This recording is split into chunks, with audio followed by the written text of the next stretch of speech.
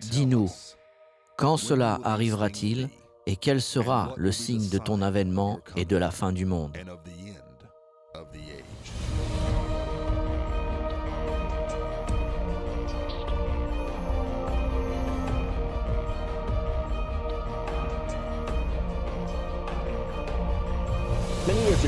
Il y a quelques années, je me suis arrêté dans un magasin pour prendre quelques articles dont j'avais besoin.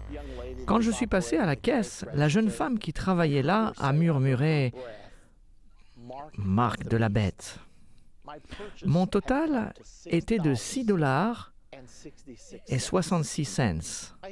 Je lui ai demandé « Qu'avez-vous dit ?» Elle a dit rien.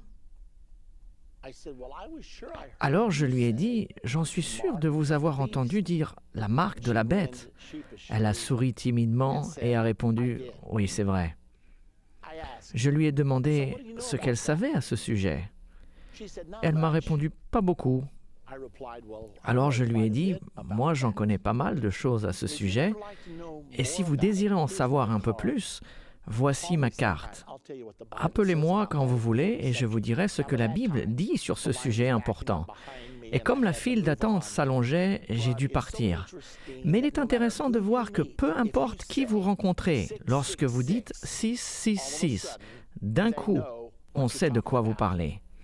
Ici aux États-Unis, ils n'attribuent pas de numéro 666 sur les plaques d'immatriculation, car personne n'en veut, et pour cause.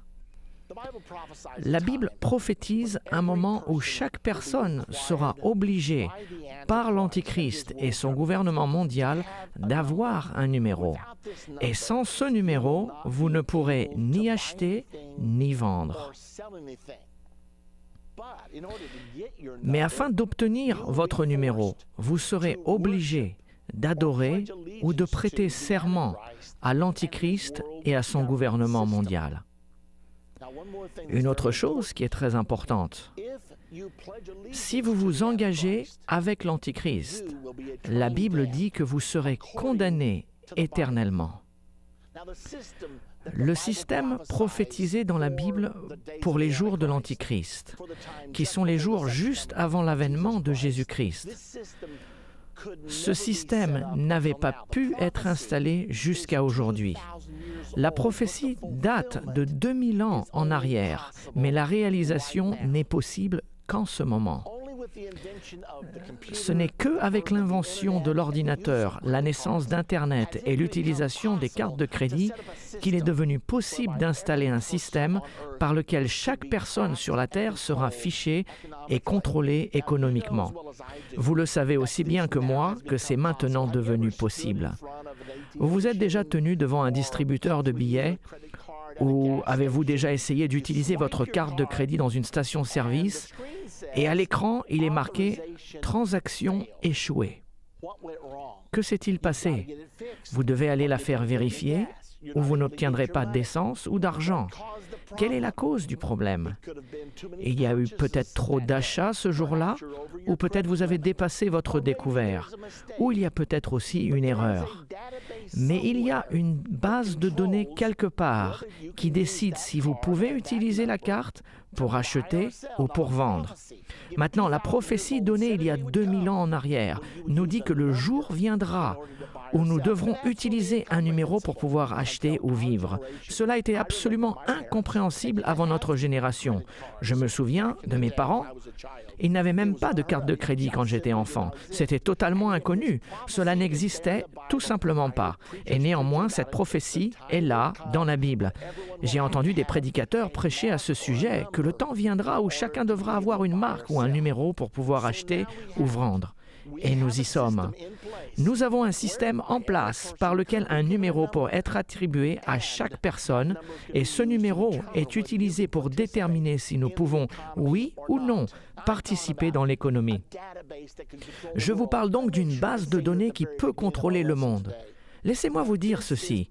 Au début de notre leçon aujourd'hui, qui est probablement la leçon la plus importante que vous entendrez dans votre vie, car cette leçon peut faire la différence entre le salut éternel et la condamnation éternelle. La prophétie déclare que vous ne pourrez ni acheter ni vendre si vous ne prêtez pas serment à l'Antichrist et à son gouvernement mondial. Un mot dans cette base de données et l'accès à l'économie mondiale vous sera interdit. Pensez à ceci un instant. Disons qu'un système religion mondiale est mis en place et que tout le monde doit prêter serment à ce système pour que leur entrée dans la base de données soit approuvée. Si ce n'est pas approuvé, alors votre numéro ne marchera pas et votre carte non plus. Donc, ils ont la puissance, par un simple clic d'ordinateur, de vous permettre l'accès à l'achat ou à la vente, surtout si nous arrivons dans un monde qui est sans espèces. Et d'ailleurs, nous y arrivons de plus en plus. Mikhail Gorbatchev, dans son célèbre livre « Perestroïka », a dit en 1987 qu'il y a 3 racines qui causent la guerre sur Terre, les conflits politiques, les conflits religieux et les conflits économiques. Il a théorisé dans son livre que si nous avions un gouvernement mondial, un système de croyance mondiale, une ethnie mondiale, une sorte de religion mondiale à laquelle toutes les religions pourraient s'y attribuer et dans laquelle elles puissent trouver un dénominateur commun. Et si nous avions une économie mondiale, nous enlèverions la racine qui cause la guerre sur Terre et donc nous pourrions entrer dans une époque de paix et de sécurité. Cela peut vous surprendre, mais c'est exactement ce genre de système qui a été décrit dans votre Bible il y a 2000 ans. Le 13e chapitre du livre d'Apocalypse nous parle d'une époque où il y aura un gouvernement mondial, une religion mondiale et une économie mondiale, tout comme M. Gorbatchev l'a suggéré. Cette prophétie se trouve dans Apocalypse au chapitre 13. Les 8 premiers versets de ce chapitre sont consacrés au gouvernement mondial et à son dirigeant, l'Antichrist. Les versets 11 à 15 sont consacrés à un système religieux mondial ainsi que son dirigeant, une personne que la Bible appelle le faux prophète. Et finalement, au verset 15 à 18, où nous allons focaliser nos remarques aujourd'hui, parle d'un système économique mondial qui sera utilisé pour forcer la conformité et l'obéissance au gouvernement mondial et au système religieux mondial. Allons maintenant dans le passage dans la Bible qui nous parle de ce système économique mondial qui sera utilisé pour contrôler chaque personne sur Terre. C'est le verset 15 d'Apocalypse 13. Voici ce qu'il est dit. « Et il lui fut donné d'animer l'image de la bête, afin que l'image de la bête parle, et qu'elle fasse que tous ceux qui n'adoraient pas l'image de la bête soient tués. » Que voulons-nous dire quand nous parlons d'adorer l'image? Et comment le faux prophète donne-t-il vie à l'image de la bête? La bête représente un dirigeant politique, l'Antichrist, et le faux prophète va pouvoir donner la vie à l'image de la bête. Comment cela se passe-t-il? Ceci a été prophétisé il y a 2000 ans en arrière. Parlait-il de la télévision? Nous savons qu'une personne peut passer à la télévision et que vous pouvez voir cette personne comme si elle était dans votre salon, là où vous êtes. Est-ce peut-être un hologramme? Je n'ai pas la réponse à cette question, mais d'une façon ou d'une autre, ils vont pouvoir montrer ce dirigeant mondial, son image, de sorte que nous puissions l'entendre, parler et avoir presque une relation personnelle avec lui. Maintenant, lorsque nous disons qu'il va nous forcer à adorer la bête, est-ce que cela veut dire que nous allons nous prosterner devant un homme et dire « Tu es mon Seigneur, tu es mon Sauveur et tu es mon Dieu » ? Que signifiera le mot « adorer » ? Pourrait-il signifier « prêter serment » ? Nous savons que dans les jours d'Adolf Hitler, il y avait un système très proche de celui-ci, où tout le monde se tenait debout pendant des heures avec leurs mains élevées, criant « Heil Hitler » et c'est vraiment une forme d'adoration à l'empereur. Donc comment est-ce que nous prêterons serment? Prêterons-nous serment au gouvernement mondial, au nouvel ordre mondial? Quoi qu'il en soit, la Bible le voit en tant qu'adoration. Et adorer l'Antichrist sera adorer le diable. Vous devez comprendre que tout ce programme a été conçu en enfer par Satan lui-même. Son désir est que chacun d'entre nous l'adore, car il haït Dieu. Il déteste le fait que la race humaine soit la création bien-aimée de Dieu. Et il veut que vous et moi, que le monde entier, que nous l'adorions au travers de l'Antichrist. Donc, lorsque la Bible dit que le faux prophète influencera le monde entier pour adorer l'Antichrist, le résultat sera que le monde entier adorera Satan. Et c'est ça le but de Satan. Il ne veut pas que nous adorions notre Créateur, le seul vrai Dieu, mais il veut que nous adorions Satan. Maintenant, les Écritures nous disent que si nous prenons la marque de la bête, et il nous est dit ici que si nous ne la prenons pas, nous serons tués. Ceci est une écriture dramatique et spectaculaire. Mais la Bible dit que quiconque refuse d'adorer la bête sera tué. Comment cela peut-il se passer dans une société moderne? Eh bien, remontons environ 100 ans en arrière, au moment de Joseph Staline, au moment de Mao Tse-tung. Joseph Staline a massacré au moins 20 millions de personnes parce qu'il ne se conformait pas à son régime politique et spirituel. Et puis ils nous disent qu'entre 1949, quand les communistes ont pris la Chine continentale, jusqu'à maintenant, il y a eu 60 millions de morts durant les 50 dernières années. Maintenant, je vous parle d'histoires récentes, je vous parle des 100 dernières années. Et nous savons ce qui s'est passé avec Adolf Hitler, 6 millions de Juifs avec un total d'environ 11 millions de morts, sans compter les morts de la Deuxième Guerre mondiale. Alors, si nous pensons que cela ne peut pas arriver encore, c'est de la folie. Nous avons des écrits historiques comme ceci depuis le commencement du monde jusqu'à maintenant. Vous pouvez les nommer. On peut parler de l'Inquisition espagnole, on peut parler des croisades, ou plus récemment de l'Union soviétique, la Chine communiste ou l'Allemagne nazie. Je suis désolé de devoir vous dire cela, mais cela s'apprête à recommencer. Et la Bible dit que cette prochaine persécution sera la pire de toutes. Ce sera une tribulation comme on n'en a jamais vu auparavant et que l'on n'en verra plus. J'aimerais que cela ne soit pas vrai, mais cela va se passer. C'est absolument certain. Nous pouvons prétendre que cela ne va pas se passer, mais ça se passera quand même. C'est dans votre Bible, c'est dans ma Bible, c'est la prophétie, et les prophéties se réalisent toujours. Alors il est absolument crucial pour vous et pour moi de prendre cela à cœur. Regardons le reste du passage dans Apocalypse 13. Au verset 16, il est dit « Et il, le faux prophète, fit que tous, petits et grands, riches et pauvres, libres et esclaves, tout le monde va être inclus dans ce programme mondial. Ils recevront une marque sur leur main droite ou sur leur front, et que personne ne puisse acheter ni vendre sans avoir la marque, le nom de la bête ou le nombre de son nom. » Remarquez qu'il y dit trois choses ici, la marque, ou le nom de la bête, ou le nombre de son nom. Souvenez-vous de ces choses, car la Bible nous dit que c'est ce qu'il va falloir que vous acceptiez afin de pouvoir acheter ou vendre, de pouvoir participer à l'économie. Sinon, si vous ne prenez pas la marque, vous serez boycotté économiquement. Cela signifie qu'ils vous excluront de tout commerce. Vous ne pourrez plus aller au magasin, vous ne pourrez plus prendre soin de votre famille, vous serez mis de côté car la diversité ne sera plus tolérée. Ils vont insister pour que chacun se conforme. Nous voyons déjà cela arriver. Savez-vous qu'en Allemagne, aujourd'hui, c'est contre la loi d'avoir l'école à domicile?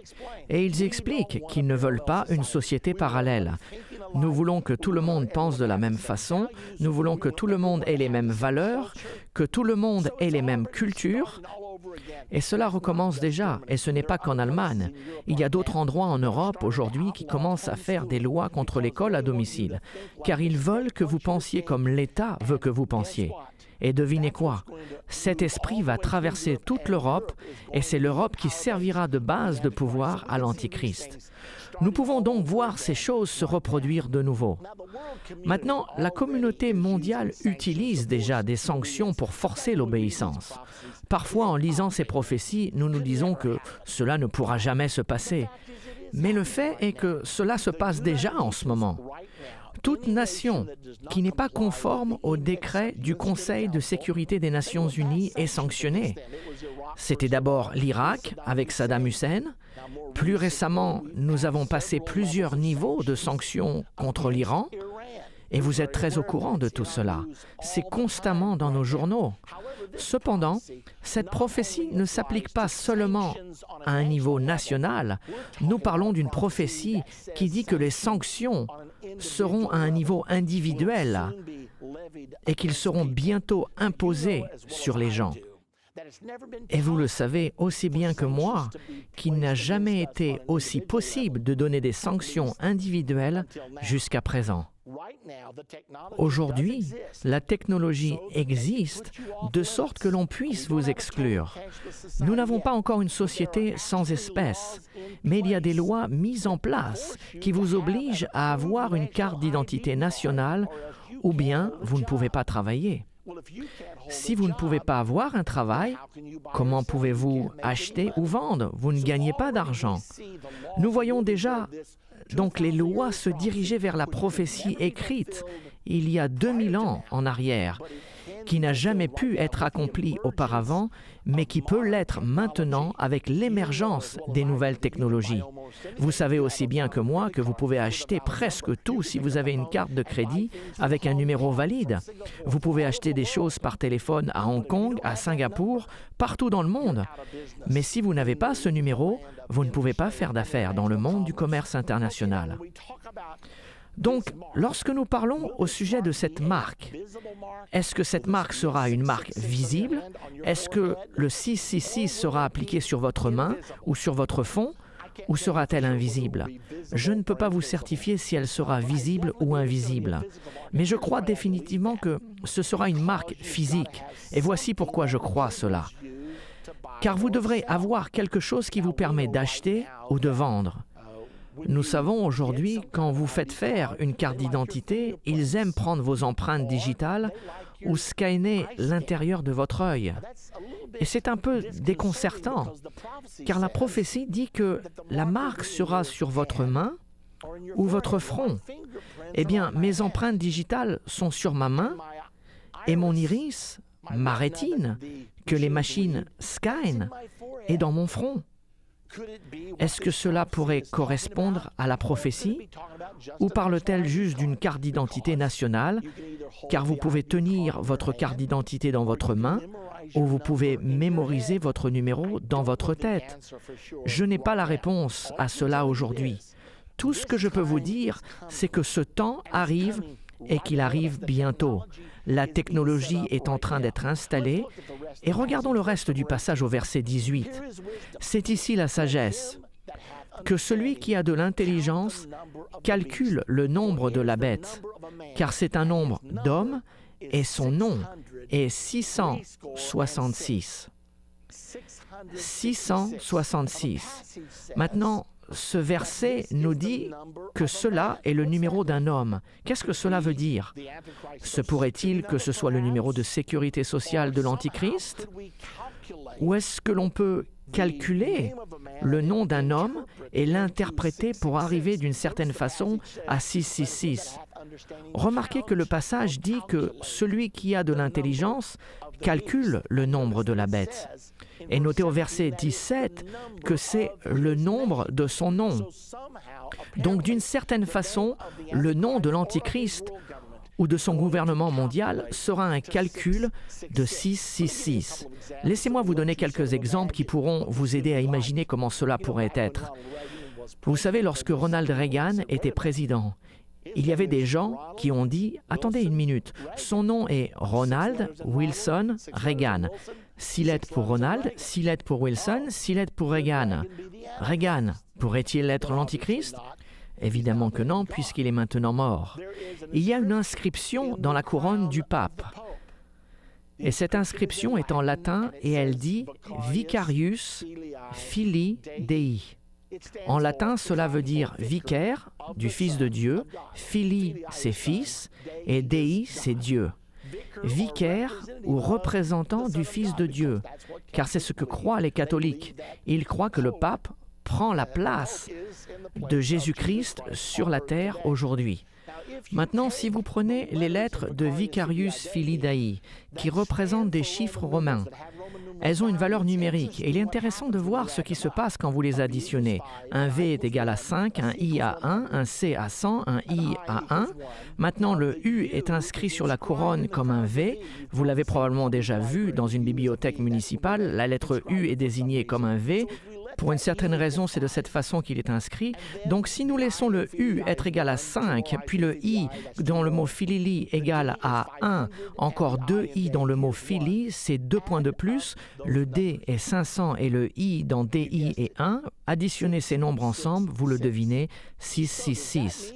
Donc, est-ce que cela signifie que le pape est l'Antichrist ? Non. Nous avons déjà démontré dans une leçon précédente que celui qui sera le pape au temps de l'Antichrist, cet homme sera en alliance avec l'Antichrist et jouera le rôle du faux prophète. Je ne pense pas que nous pouvons dire que le Vicarius Filii Dei remplit la condition de la prophétie. Mais vous devez néanmoins admettre que c'est intéressant puisque la Bible dit que celui qui a de l'intelligence calcule le nombre de la bête, car c'est un nombre du nom d'un homme. Nous devrons observer et regarder comment cela va se passer. Remarquez aussi dans le verset 9 qu'il nous est dit ce qui va se passer aux personnes qui prennent la marque. Et un troisième ange, les suivit en disant d'une voix forte, « Si quelqu'un adore la bête et son image, et reçoit une marque sur son front ou sur sa main, il boira lui aussi du vin de la fureur de Dieu versé sans mélange dans la coupe de sa colère, et il sera tourmenté dans le feu et le soufre devant les saints anges et devant l'agneau, et la fumée de leur tourment monte au siècle des siècles. Et ils n'ont pas de repos, ni le jour, ni la nuit, ceux qui adorent la bête et son image, et quiconque reçoit la marque de son nom. » Qu'est-ce que cela nous dit? Il nous est dit que le coût d'accepter la marque de la bête et d'adorer l'Antichrist sera la condamnation éternelle. C'est la raison pour laquelle ce sujet est si sérieux. De plus, la Bible nous enseigne que certains refuseront la marque de la bête et ils seront tués à cause de ce refus. Il est dit dans Apocalypse 20 au verset 4, « Et je vis des trônes, à ceux qui s'y assirent furent donnés le pouvoir de juger, et je vis les âmes de ceux qui avaient été décapités à cause du témoignage de Jésus et à cause de la parole de Dieu, et de ceux qui n'avaient pas adoré la bête ni son image, et qui n'avaient pas reçu la marque sur leur front ni sur leurs mains. Ils revinrent à la vie et ils régneront avec Jésus-Christ pendant 1000 ans. Les autres morts ne revinrent point à la vie jusqu'à ce que les 1000 ans soient accomplis. C'est la première résurrection. Heureux et saints ceux qui ont part à la première résurrection. La seconde mort n'a point de pouvoir sur eux, mais ils seront sacrificateurs de Dieu et de Christ et ils régneront avec lui pendant 1000 ans. Il m'est venu à l'esprit lorsque j'étudiais ce passage que ceci se passera pendant les 3 dernières années et demie, juste avant Armageddon et la première résurrection. Et quand cela se passera, ces gens ne resteront pas morts longtemps, car la Bible nous dit que lorsque Jésus reviendra, ils ressusciteront. Ils seront peut-être morts 1 année ou 2 ou 3, ça ne sera pas long, puis ils vont ressusciter. Et la Bible nous dit que c'est la première résurrection. Donc, est-ce que certains refuseront la marque de la bête et survivront? Absolument. L'Antichrist ne contrôlera pas chaque partie du monde. Dans Daniel, au chapitre 11 et au verset 41, il nous est dit « Il entrera dans le plus beau des pays, et plusieurs succomberont. Mais Édom, Moab et les principaux des enfants d'Ammon seront délivrés de sa main. Certains vont s'échapper de la main de l'Antichrist. Ces 3 lieux sont situés à l'intérieur de la Jordanie. » La Bible nous dit aussi que la nation d'Israël ne tombera pas sous le contrôle de l'Antichrist. Apocalypse 12, au verset 14, nous dit que la femme avec les 12 étoiles symbolisent les 12 tribus d'Israël, que la femme sera protégée contre l'Antichrist pendant ce temps des 3 dernières années et demie, pendant le temps que nous appelons la grande tribulation. D'autant plus, il est dit dans Daniel au chapitre 11, « Des nouvelles de l'Orient et du Septentrion viendront l'effrayer. » Il va donc avoir une opposition. Il fera la guerre pendant cette dernière période. Ainsi, lorsque nous regardons l'Antichrist et la marque de la bête, il est important de réaliser que certains l'accepteront et d'autres pas. Ceux qui l'accepteront, la Bible dit qu'ils seront jetés dans le lac de feu et tourmentés devant la présence de l'agneau. Vous pouvez débattre à ce sujet si vous le voulez, mais c'est dans votre Bible, c'est dans Apocalypse 14 au verset 9 à 11, et c'est sérieux. Qu'est-ce que je suis en train de vous dire aujourd'hui? Je dis à chacun d'entre vous qui m'écoutez que cela est vital. La Bible dit « Tous prendront cette marque, excepté ceux dont le nom est écrit dans le livre de vie de l'agneau. » Donc soyez sûrs que votre nom est inscrit dans ce livre. Dans notre dernière partie, nous avons appris ce que la Bible nous dit au sujet de la marque de la bête. Aujourd'hui, nous voulons étudier à quel point nous sommes proches de mettre en exécution la marque de la bête. Nous allons découvrir que nous sommes plus près que ce que la plupart des gens pensent. Maintenant, la prophétie prédit un moment où chacun d'entre nous aura une marque ou un chiffre, sans lequel nous ne serons pas autorisés à acheter ou à vendre. Cela dépeint une image d'un système de contrôle absolu. Regardons l'histoire de l'attribution de numéros sur les gens sur cette terre. Au cours des 70 à 80 dernières années, la plupart des nations ont appliqué un système de numérotation sur leurs citoyens. Aux États-Unis, le système de sécurité sociale a commencé en 1935 sous Franklin D. Roosevelt. Il y avait une opposition à ce système, car beaucoup de personnes connaissaient leur Bible. Ils savaient que la Bible parlait d'un moment où tout le monde serait numéroté.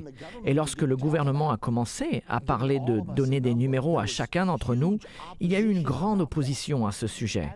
Par conséquent, le gouvernement a accepté de tamponner sur la carte de sécurité sociale la mention « pas valide pour identité ». Bien évidemment, c'était une plaisanterie. Ils ont dit que ce serait uniquement employé pour faire fonctionner le programme de la sécurité sociale. Mais au fil du temps, ce numéro étant disponible, peu à peu, les gens ont commencé à l'utiliser pour les impôts, la retraite, pour presque tout. Vous devez donner votre numéro de sécurité sociale pour acheter une maison, pour obtenir un prêt, bien qu'ils aient tamponné la mention « pas valide pour identité ». C'était devenu une telle plaisanterie qu'en 1972, ils ont dit « arrêtons de nous tromper, c'est bien utilisé pour l'identification, alors enlevons cette mention ». Mais il reste toujours des personnes qui ont ces cartes de sécurité sociale où il est mentionné « pas valide pour identité ». Maintenant, pendant l'Holocauste, Adolf Hitler a numéroté les Juifs et beaucoup de non-Juifs qui étaient emprisonnés dans ces camps de concentration. Ils étaient tatoués avec un numéro qui permettait d'identifier et de suivre chaque individu. C'était la façon d'Hitler de traquer chaque personne afin de pouvoir garder le contrôle. Le but final de numéroter une population est toujours de pouvoir la contrôler. Dois-je vous rappeler que le contrôle et la liberté sont des termes opposés? Si votre chien est en laisse, il est sous votre contrôle. Mais si sa laisse casse et il se met à courir au travers du voisinage, il est donc libre. Alors que voulons-nous faire? Voulons-nous être en laisse par le gouvernement ou voulons-nous être libres? Il ne peut pas y avoir de liberté lorsque la population est numérotée. Et c'est la raison pour laquelle les Américains ont toujours résisté à une carte d'identité nationale. Aujourd'hui, plus de 100 nations ont une carte d'identité nationale obligatoire. Car la plupart des gouvernements gardent un contrôle. La plupart des gouvernements sont socialistes. Ils croient que le peuple est là pour servir le gouvernement au lieu que le gouvernement serve le peuple. La plupart des autres nations, en dehors des 100 qui ont une carte d'identité nationale obligatoire, les autres nations ont une sorte d'identification non obligatoire. Cependant, ces formes d'identification non obligatoires ont une manière de devenir obligatoires au fil du temps. Par exemple, aux États-Unis, nous utilisons notre permis de conduire comme carte d'identité. Vous ne pouvez pas prendre l'avion sans permis de conduire ou carte d'identité. Vous pouvez aller au bureau de permis de conduire et même si vous ne conduisez pas, ils vous donneront une carte d'identité tellement celle-ci est nécessaire. C'est devenu presque obligatoire dans la société dans laquelle nous vivons. Maintenant, un système d'identification nationale est nécessaire pour mettre en œuvre une sorte de gouvernement totalitaire. Quand vous voyez que toutes les nations ont tendance à mettre en place un système d'identification nationale au point où ça pourrait devenir une identification mondiale, vous savez que vous êtes en cours d'entrer dans un système de gouvernement mondial. La raison principale d'une identité nationale est le contrôle. Je ne veux pas que vous oubliez cela. De plus, le contrôle et la liberté sont des termes opposés. Parlons de certains des programmes nationaux d'identité dans le monde, afin que vous puissiez les voir, car il n'y a aucun doute à ce sujet. Les programmes nationaux d'identité qui sont en train d'être installés aujourd'hui finiront par être le mécanisme de l'Antichrist et de son partenaire, le faux prophète, qu'ils utiliseront pour diriger le monde. Le 25 juin 2009, l'Inde a annoncé qu'ils allaient de l'avant avec leur carte d'identité biométrique qui devrait être en place d'ici 2011. Le plan est d'enregistrer 1,2 milliard de personnes, ce qui est la population entière de l'Inde, et ils allaient accomplir tout cela en 18 mois tout juste. En 2007, la Chine a lancé une carte d'identité contenant une puce RFID pour ses 1,3 milliard de citoyens. Nous avons donc 1,2 milliard en Inde, 1,3 milliard en Chine, cela fait 2,5 milliards. C'est bien plus d'un tiers de la population du monde juste dans ces deux pays qui ont déjà une carte d'identité obligatoire. Cela veut dire qu'ils sont déjà sous la main puissante du gouvernement et sous la main puissante du contrôle. L'Allemagne a mis en œuvre une carte d'identité biométrique avec tous ses habitants depuis le 1er novembre 2010. Nous pouvons voir que c'est une très grande tendance dans le monde. Presque toutes les nations vont dans cette direction maintenant. Aux États-Unis, heureusement, nos patriarches avaient une si forte tradition de la liberté qu'ils ont toujours dit « Non, nous n'aurons pas de carte d'identité nationale. Nous sommes des hommes, nous ne sommes pas des numéros et nous n'allons pas nous conformer à une société déshumanisée. » Cependant, l'idée d'une carte d'identité nous préoccupe depuis un bon moment. Beaucoup de gens pensent que tout cela a commencé le 11 septembre avec les attaques terroristes sur New York, mais ce n'est pas vrai, car Marvin Stone, le rédacteur en chef du magazine US News and World Report, a écrit un éditorial de l'édition du 15 septembre 1980 intitulé « Une carte d'identité nationale ». Son raisonnement pour plaider pour l'établissement d'une identification nationale aux États-Unis était de résoudre le problème de l'immigration illégale. Cette idée prenait de l'ampleur en 1980. Elle est arrivée sur le bureau du président Ronald Reagan en 1981 et quand l'idée lui a été proposée, il a dit « Vous êtes fous ou quoi? C'est la marque de la bête !» Ce fut la fin de l'idée de la carte d'identité nationale aux États-Unis, du moins pendant un moment, tant que l'administration Reagan était là. Ronald Reagan en connaissait suffisamment sur la Bible. Il avait été un étudiant du livre de l'Apocalypse et il comprenait la marque de la bête. Il a donc dit « C'est hors de question. Nous n'aurons jamais une carte d'identité nationale aux États-Unis tant que nous aurons une société instruite bibliquement. Mais plus nous nous éloignerons de la parole de Dieu, plus nous risquons de glisser dans le piège que Satan a prévu. » Il a l'intention de contrôler chacun d'entre nous, de nous forcer à adopter son style de vie et finalement à l'adorer. C'est dans cette direction que tout cela se dirige. C'est ce que nous dit la Bible dans Apocalypse 13, où cette prophétie est donnée. La Bible dit que tous seront forcés à adorer l'Antichrist, l'agent personnel de Satan. Et en faisant cela, ils commettront l'idolâtrie contre Dieu lui-même. Lorsque les attaques terroristes ont eu lieu le 11 septembre, la nation entière était dans un tumulte. Le Congrès a décidé de nommer une commission appelée la commission du 11 septembre. Et ils ont dit « Nous voulons que vous estimiez comment rendre l'Amérique plus sûre ». Des personnes prestigieuses telles que Henry Kissinger et d'autres faisaient partie de la commission. Mais le Congrès leur a exigé « Ne revenez pas avec un mandat pour établir une carte d'identité nationale, nous ne ferons pas cela ». Donc, qu'est-ce que la commission du 11 septembre a-t-elle fait? Ils sont revenus et ont dit « Ce qu'il nous faut, c'est un moyen d'identification sûr pour tous nos citoyens ». Ils n'ont pas dit ouvertement « Nous avons besoin d'une carte d'identité nationale », mais c'est exactement ce qu'ils ont voulu dire.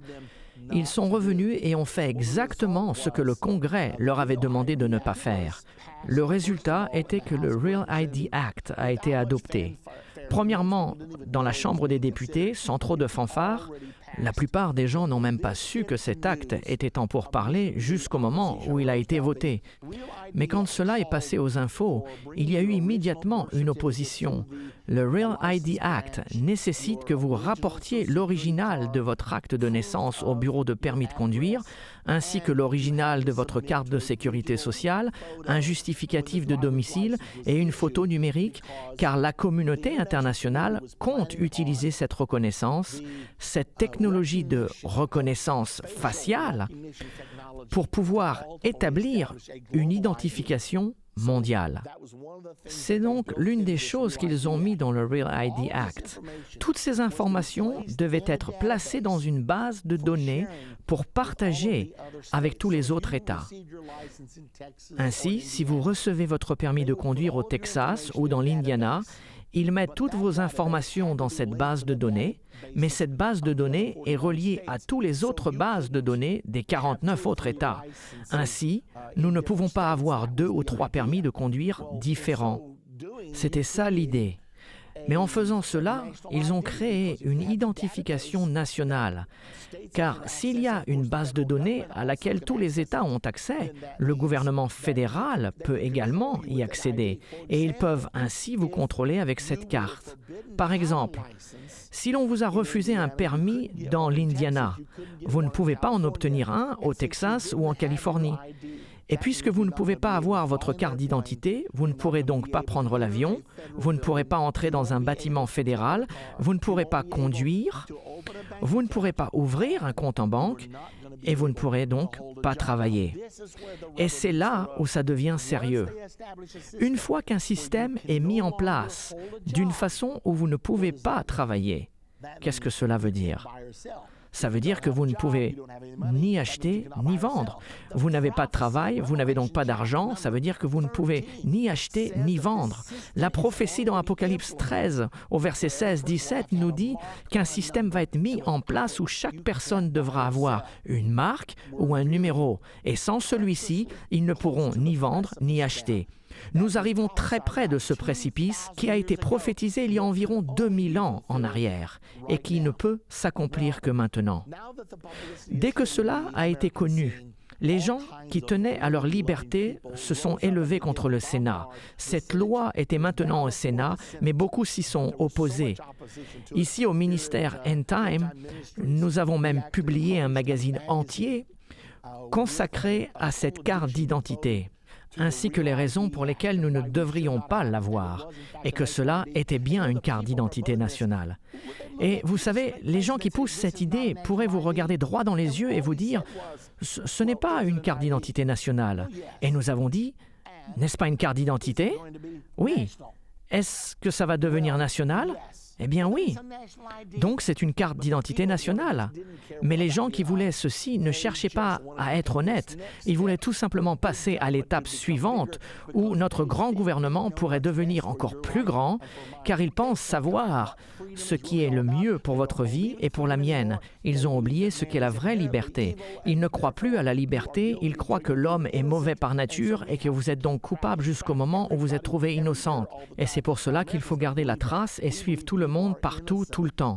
Maintenant, les Américains ne croient pas à cela. Nous croyons que les gens sont innocents jusqu'au moment où ils sont trouvés coupables. Et le gouvernement n'a aucun droit de vérifier vos papiers, ni d'entrer dans votre maison, ni de fouiller votre voiture ou quoi que ce soit. C'est ça la tradition américaine. Mais si nous ne battons pas de toutes nos forces pour garder cette tradition, nous allons la perdre, même ici, au pays de la liberté et du courage. Ainsi, ils n'ont pas pu la passer au Sénat, alors ils ont commencé à tricher. Ils l'ont englobée avec une autre loi concernant nos troupes en Irak. C'était une de ces lois qui devait être passée. Ainsi, elle a été adoptée sans aucun problème sur le dos d'une loi qui n'avait rien à voir avec le Real ID Act.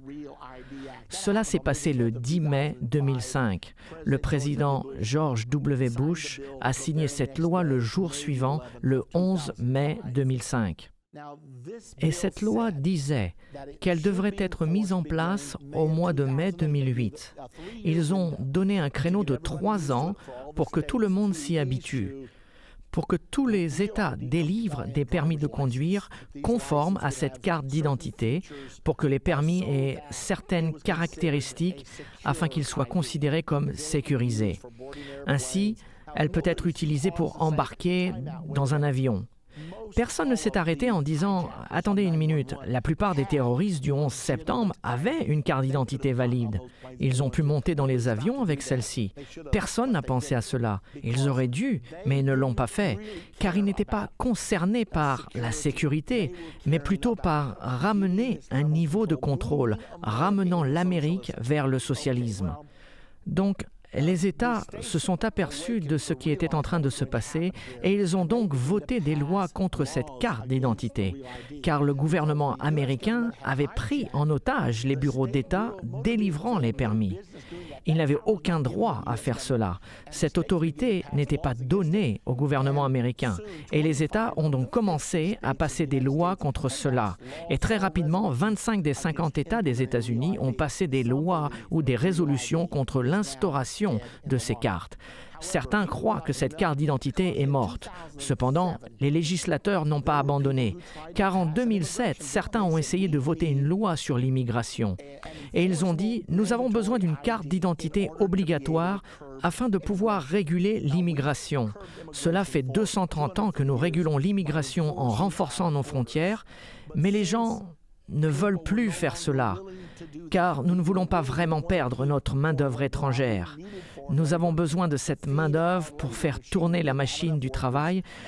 Nous n'avons donc pas assez d'ouvriers. » Alors cela n'était pas réellement le but, car les gens qui poussaient cela croyaient à un gouvernement mondial.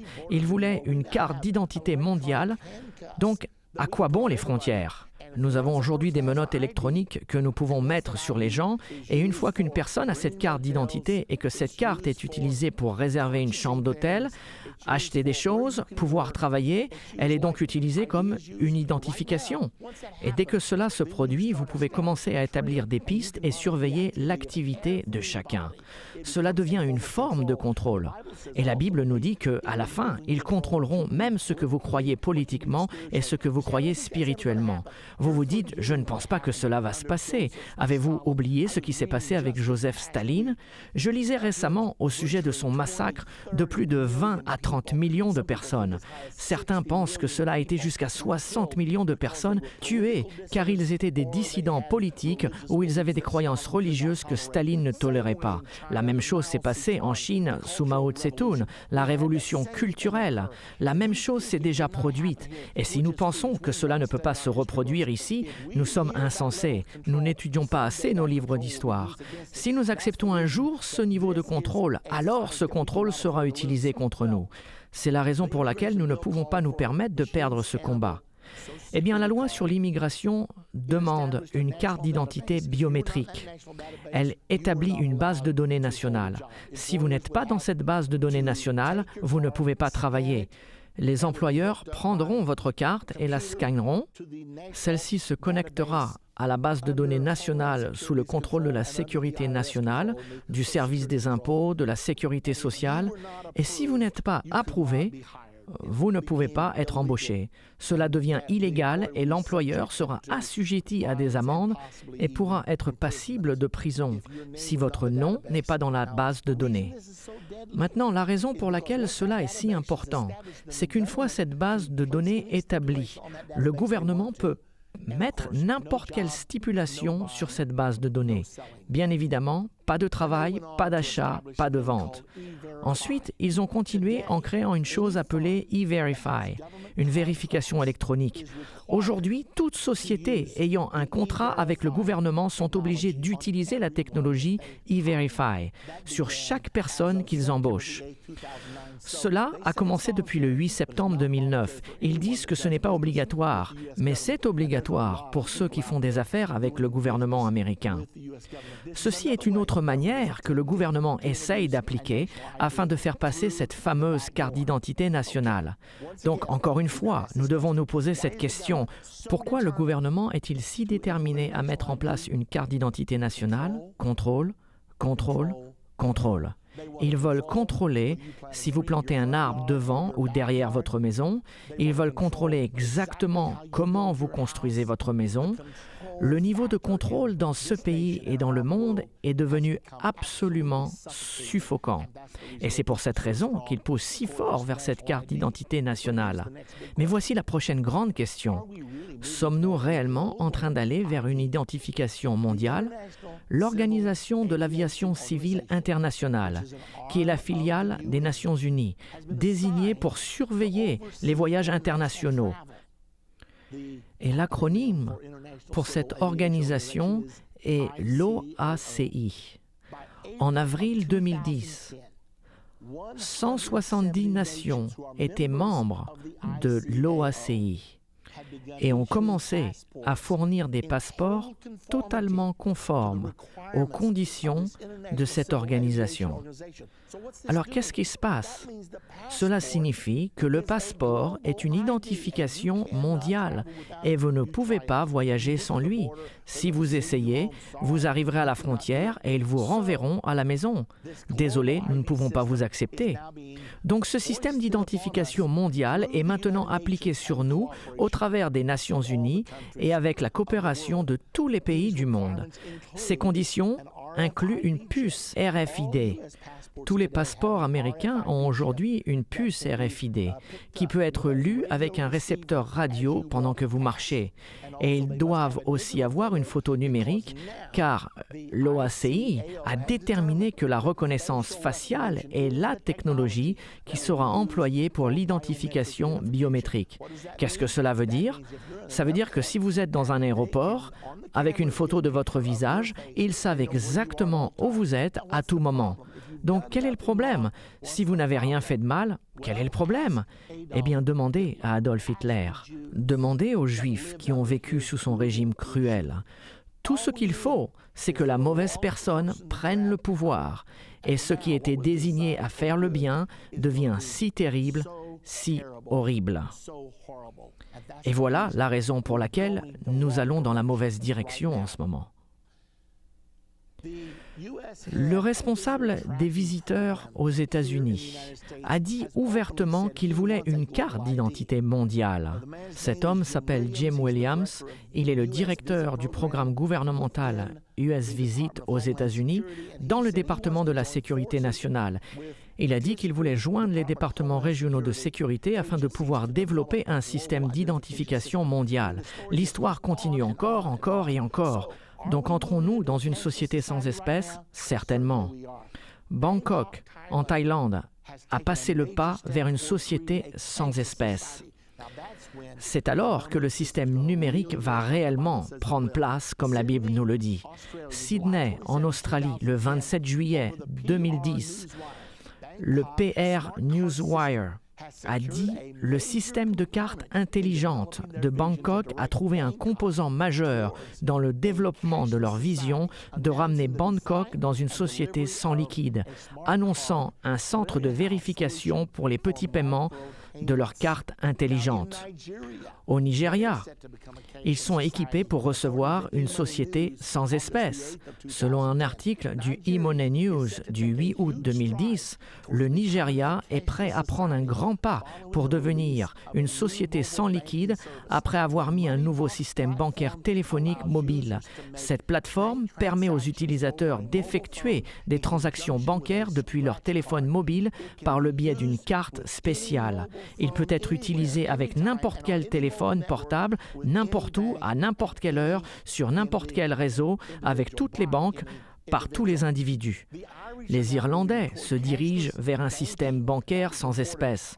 Cela a été rapporté le 22 décembre 2009. Donc, est-ce que nous nous dirigeons vers une société sans liquide? La Grèce a maintenant interdit toute transaction liquide de plus de 1 500 € depuis le 1er janvier 2011. Toute transaction supérieure à 1 500 € entre une personne et une entreprise ou entre deux entreprises sera considérée comme illégale. Cela deviendra un crime si c'est fait en liquide. Les transactions devront être faites au travers de cartes de crédit ou de débit. Donc, qu'en est-il de la puce sous notre peau? La société Apply Digital Solutions a produit une puce électronique injectable de la taille d'un grain de riz.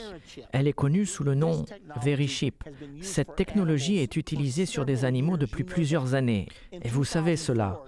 En 2004, l'administration alimentaire et médicale a approuvé l'injection d'une puce sous la peau pour des dossiers médicaux. Si vous avez un accident et que vous êtes inconscient, les urgentistes peuvent scanner votre puce et ils sauront quels médicaments vous prenez et à quoi vous êtes allergique. Et beaucoup de personnes croient que c'est la réponse à une identification de la naissance jusqu'à la mort. De plus, ceci peut être utilisé pour des transactions financières. Il est actuellement utilisé au Baja Beach Club à Barcelone, en Espagne. Et il l'utilise en ce moment. Lorsque vous enregistrez, vous pouvez avoir une puce électronique injectée sous la peau, puisque vous allez être dans votre maillot de bain toute la semaine, pas de portefeuille, pas de sac à main, et il l'utilise aujourd'hui pour des transactions financières. Maintenant, souvenez-vous que l'Écriture dit que chaque personne devra avoir un numéro. Et il est dit dans le verset 18 au chapitre 13 que le total de ce numéro sera 666. Dans ce passage en particulier, le mot grec était chi, xi, stigma. D'après le dictionnaire grec de Strong, chi, xi, stigma est le mot grec pour 666. C'est la traduction 666. Voici quelque chose de très effrayant. Le dictionnaire grec de Thayer donne une définition très intéressante du mot stigma. Il vient du mot primaire stidzi, qui signifie planter ou piquer avec une marque incisée ou enfoncée pour la reconnaissance d'appartenance. Quand vous avez cette puce sous votre peau, ils utilisent une aiguille pour vous piquer et vous mettre la marque. Je ne sais pas si ce sera la façon dont la marque de la bête sera implantée en nous ou pas. Tout ce que je sais, c'est que la technologie est en place. Cela se passe en ce moment. Il est très important que chacun d'entre nous comprenne que la marque de la bête n'est pas une possibilité, mais une certitude absolue. Vous et moi allons devoir y faire face. Et évidemment, avec toutes ces informations, nous savons maintenant que cela est plus près que ce que l'on pense. La chose vitale pour vous et moi est d'être prêts. La Bible dit que tous adoreront la bête et prendront sa marque, excepté ceux dont le nom est écrit dans le livre de vie. Donc soyez sûrs que votre nom soit inscrit dans le livre de vie.